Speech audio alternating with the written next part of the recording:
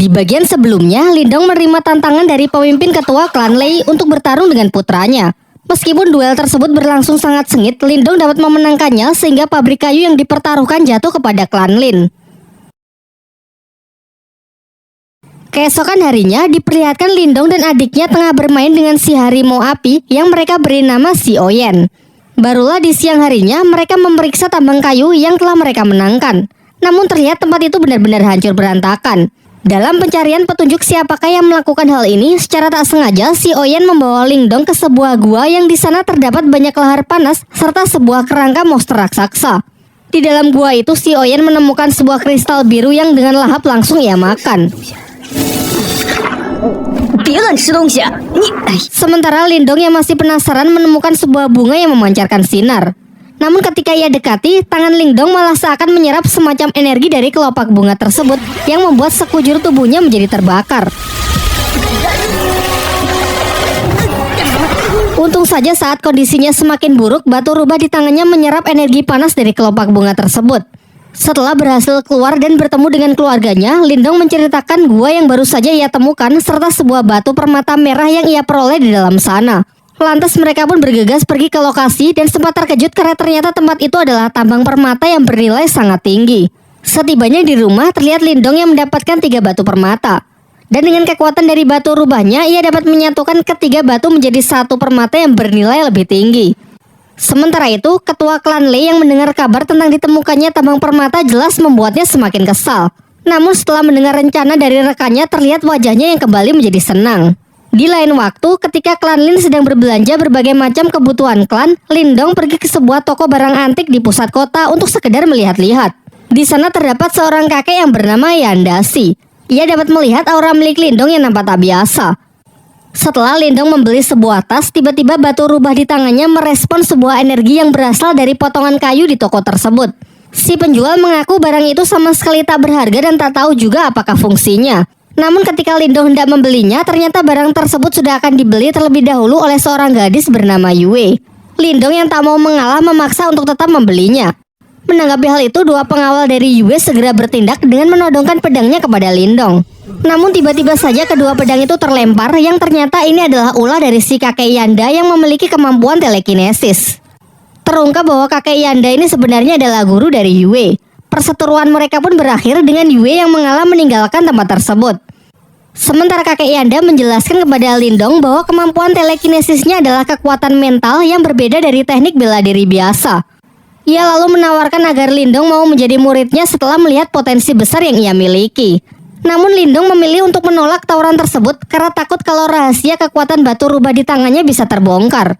Kakek Yanda pun sama sekali tidak memaksa dan menghormati keputusan Lindong. Namun sebelum pergi, ia memberikan sebuah buku untuk bisa ia pelajari.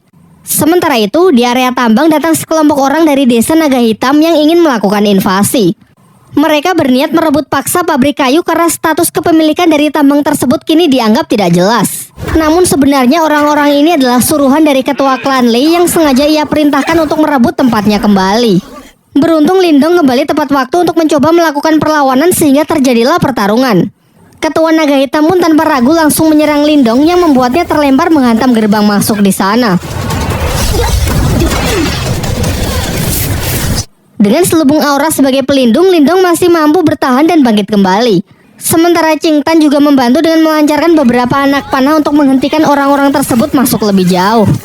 Setelah melihat potensi Lindong, Ketua Naga Hitam segera memperkuat aura untuk membunuhnya karena khawatir jika dibiarkan kelak Lindong akan menjadi lawan yang menyusahkan. Sementara Lindong setidaknya masih mampu bertahan meskipun digempur dengan berbagai macam serangan yang mematikan. Selain itu terlihat juga ia mengupgrade gerbang ajaib ke level 3 yang mampu mengimbangi kekuatan dari lawannya tersebut.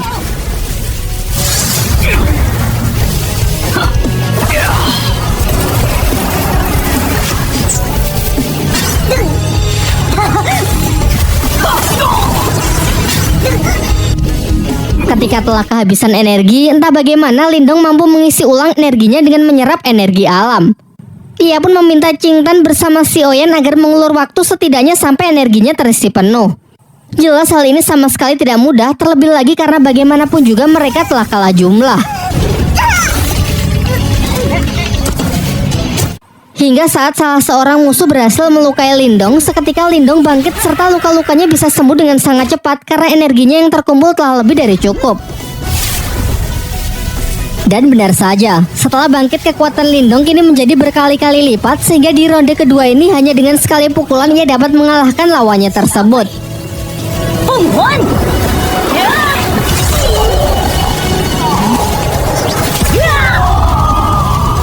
Ketua klan Lei yang mendapatkan kabar bahwa orang-orangnya berhasil dikalahkan sangat terkejut. Terlebih lagi yang mengalahkannya hanya Lindong yang cuma seorang diri. Di malam harinya, terlihat Lindong tengah bermeditasi dengan menggunakan proyeksi astralnya untuk berlatih kemampuan spiritual. Terinspirasi dari kakek Yanda yang ia temui beberapa waktu yang lalu, ia juga mencoba latihan teknik telekinesis dengan mengendalikan benda-benda kecil di tempat tersebut.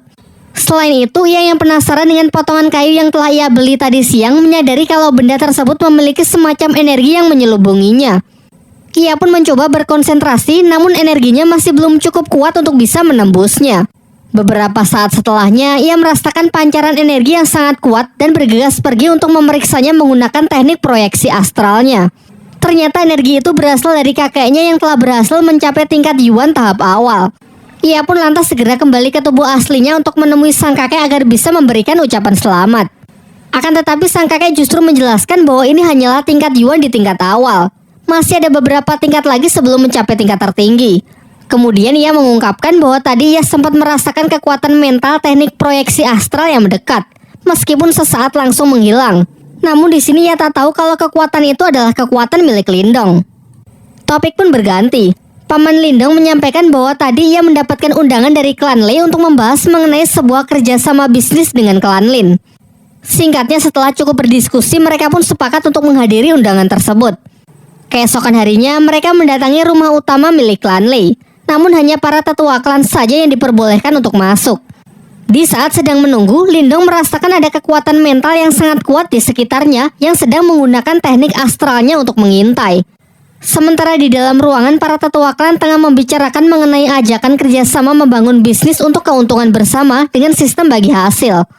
Akan tetapi klan Lin keberatan karena dalam kesepakatan itu ketua klan Lei lah yang akan menjadi pemimpin, sementara klannya hanya akan menjadi bawahannya saja. Di sini terbongkarlah kedok dari ketua klan Lei yang sebenarnya ingin menjadi penguasa di kota tempat mereka. Perdebatan itu pun semakin memanas yang malah membawa mereka dalam sebuah pertarungan.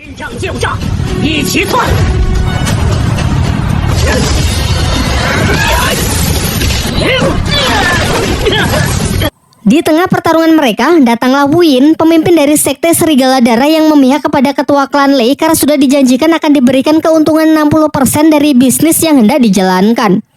Diceritakan bahwa Wu Yin ini menguasai kekuatan mental tingkat tinggi. Dan benar saja, satu persatu dari mereka dapat dijatuhkan dengan sangat mudah.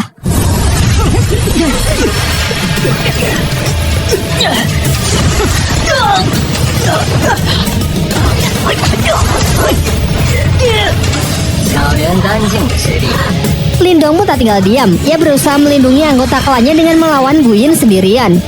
Semuanya pun dibuat sangat terkejut karena Lindong ternyata juga menguasai teknik mental yang sudah berada di tingkat lumayan tinggi. Mereka lantas bertarung dengan sangat sengit. Terlihat Lindong meskipun masih pemula, ia mampu mengimbangi kecepatan dari Gu Yin.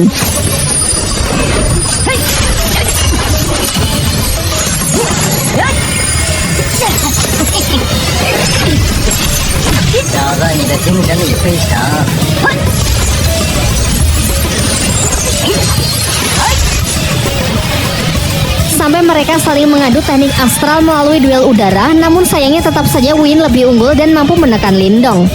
Kembali ke pertarungan dunia nyata, Lindong mencoba melancarkan serangannya dengan beberapa aura jarum, tetapi dapat dengan mudahnya ditangkis yang memperlihatkan perbedaan kekuatan di antara mereka. Kini di puncak pertarungan, Lindong hanya mampu bertahan yang nampak semakin terdesak saja. Akan tetapi di ambang kekalahannya, Lindong teringat mengenai potongan kayu yang memiliki selubung energi mental tingkat tinggi. Lantas ia pun mencoba memanfaatkannya untuk menahan serangan mental dari Wu Yin. Melebihi ekspektasi, ternyata hal ini benar-benar efektif. Benda tersebut cukup kuat untuk menangkal energi mental tingkat tinggi. Bahkan selain menahan, kayu itu juga mampu menyerap serangan dari energi spiritual yang kemudian ditransfer masuk ke dalam tubuh Lindong. Dengan ini Lindong pun bisa membalikan keadaan. Guyin yang kekuatannya telah terkuras habis tak lagi mampu menahan serangan dari Lindong yang sudah meningkat berkali-kali lipat sehingga ia harus menerima kematiannya. Lanjut ke bagian 3.